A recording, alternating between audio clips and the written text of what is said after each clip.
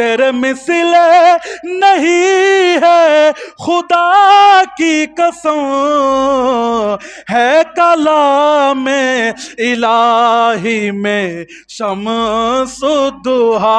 যারা মুস্তাফার গোলামি গ্রহণ করে আল্লাহ তাদেরকে কুতুব বানিয়ে দেয়।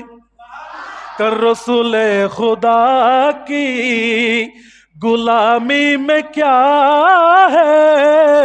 हजरते अबी आज इब्ने जमाल रदियल्लाहु ताआला अन्हु, हजरते अबी आज इब्ने जमालेर चर्मरोग हलो। চর্মরোগ হওয়ার পরে তিনি ঘরের মধ্যে অবস্থান করছে। একদিন যাচ্ছে, 2 দিন যাচ্ছে, 3 দিন যাচ্ছে, 1 সপ্তাহ চলে গেল। কিন্তু সাহাবিয়ে রসুলদের একটা উসুল ছিল কি, মুস্তাফাকে না দেখে মন শান্তি হতো না। সুবহানাল্লাহ, মুস্তাফাকে না দেখে মন শান্তি। এখন আবি আজ ইবনে জামাল 1 সপ্তাহ হয়ে গেল মুস্তাফার চেহারা দেখে না। কেন দেখে না? আবি আজ ইবনে জামালের অসুখ হয়েছে, ঘর থেকে বের হতে পারে। কিন্তু সাহাবিয়ে রসুল তো রসুল না দেখে আর তো মন মানে না।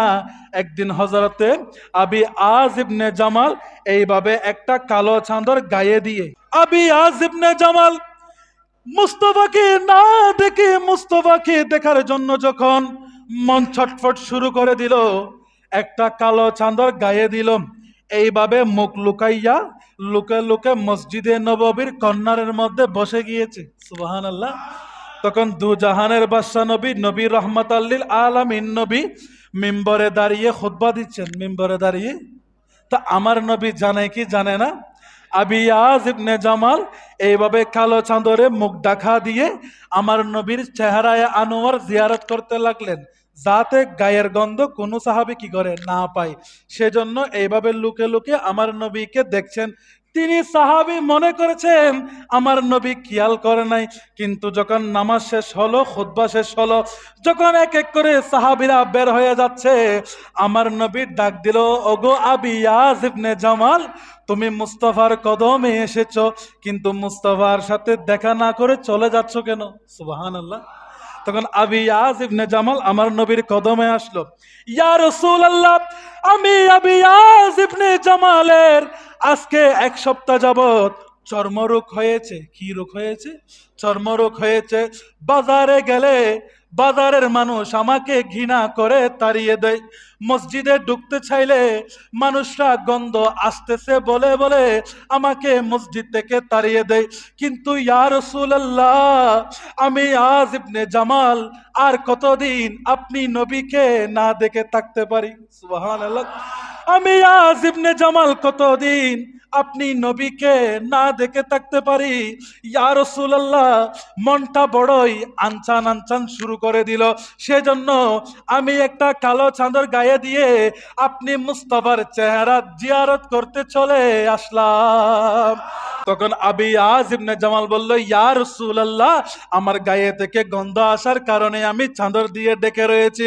তখন আমার নবী, দু জাহানের বাদশা নবী মুস্কি হেসে বলতে লাগলো, ওগো আজ ইবনে জামাল, তুমি এখনো মুস্তাফাকে চিনো নাই, মুস্তাফাকে চিনো নাই। তোমাদের নবী শুধু রাহমাতাল লিল আলামিন নবী নয়, তোমাদের নবী তো তোমাদেরও ডাক্তার।